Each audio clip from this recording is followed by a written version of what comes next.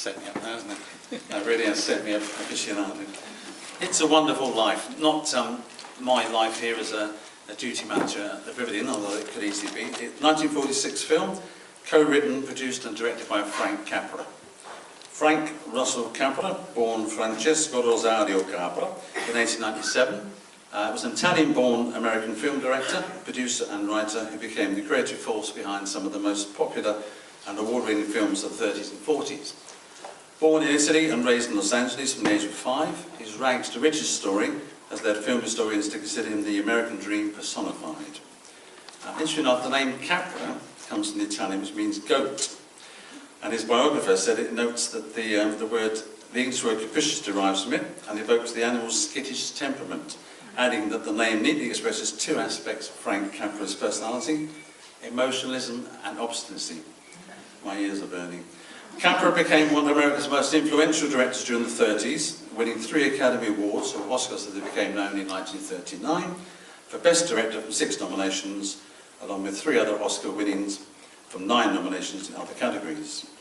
Amongst his leading films were It Happened One Night, Cary Grant and Claudette Colbert, which I have yet to see, so much of being an aficionado. Mr. Dees Goes to Town, Gary Cooper, You Can't Take It With You, and Mr. Smith Goes to Washington, the latter 2 also starring James Stewart. In World War II, Capra served in the US Army Signal Corps and was producing propaganda films. Outside of directing, he was very active in the film industry and also engaged in various political and social activities. He served as president of the Academy of Motion Picture Arts and Sciences, worked alongside the Writers Guild of America, and was head of the Directors Guild of America. After the war ended, along with directors William Wyler and George Stevens, he founded Liberty Films. The studio became the first independent company of directors since United Artists in 1919, whose goal was to make films without interference by studio bosses, something quite difficult in that era. However, the only pictures completed by the studio were Tonight's It's a Wonderful Life in 1946 and State of the Union, Spencer Tracy and Katharine Hepburn, in 1948. Now, interesting enough, he didn't set out to make a Christmas classic, which the film has since become.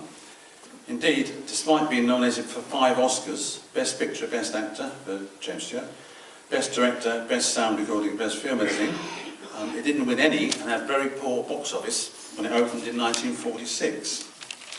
This may not be a total surprise when you consider the other films that were released in the same year, which include, big breath, The Killers, The Best Years of Our Lives, Song of the South, Hitchcock's Notorious, The Big Sleep, The Postman Always Rings Twice, Gilda with fabulous Rita Hayworth, David Lean's Great Expectations, Jean Cocteau's La Belle et la Bête, Beauty and the Beast, Orson Welles' The Stranger, King Vidor's Duel in the Sun, and Powell and Pressburger's Stairway to Heaven, or A Matter of Life and Death, as it's become known outside of the US. That's quite a year. As an aside, A Matter of Life and Death, I'm sure you all know this, had its premiere as the first Royal Command performance in 1946 in front of King George VI and Queen Mum, of course. You'll thank me when that's the last question in the pub quiz one day.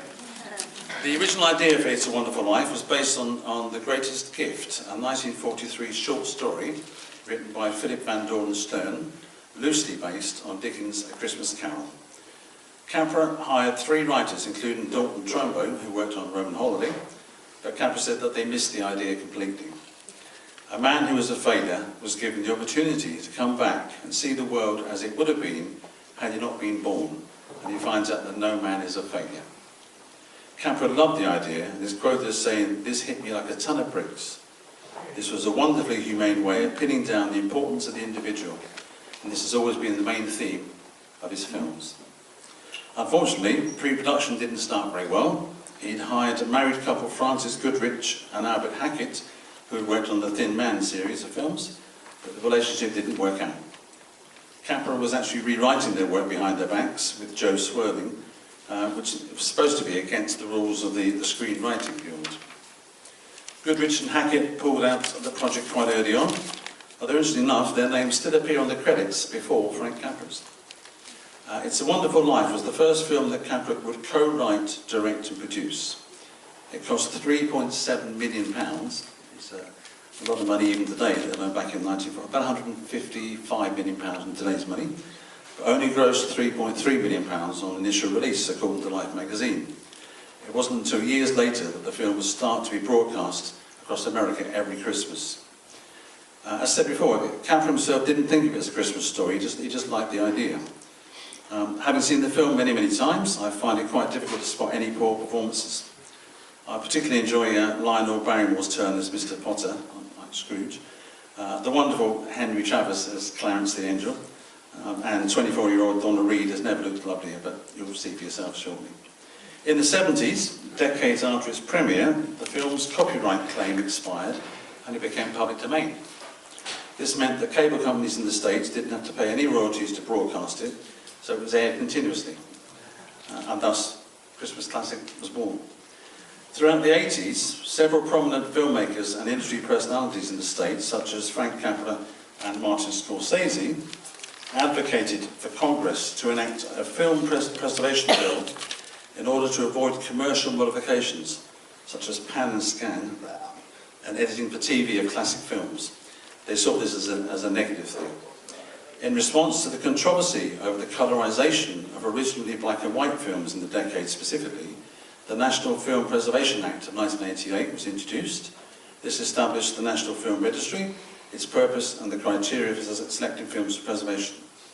It's a Wonderful Life was added to the registry in 1990. And I hasten to add that we are showing the original black and white, i.e. the director's vision of the film.